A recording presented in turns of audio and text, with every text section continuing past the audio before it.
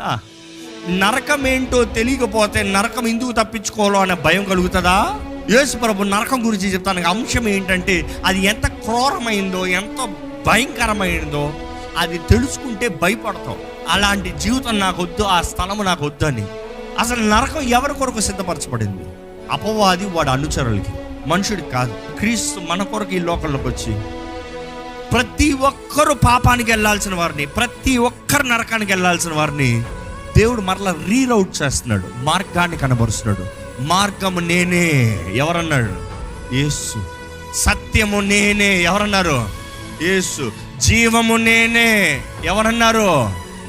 ఆయన మాత్రమే. తప్పిపోయే మనల్ని మరలా వెతికి రక్షిస్తానికి యేసు ప్రభు ఈ లోకంలోకి వచ్చాడు. ఈరోజు ఎంతమంది ఇక్కడ రక్షించబడిన వారు ఉన్నారు? వద్దు. ఎందుకంటే ఈ వాక్యం చివరిలో మీరు పరీక్షించుకోవాలి, నిజమైన రక్షణ మీకుందా?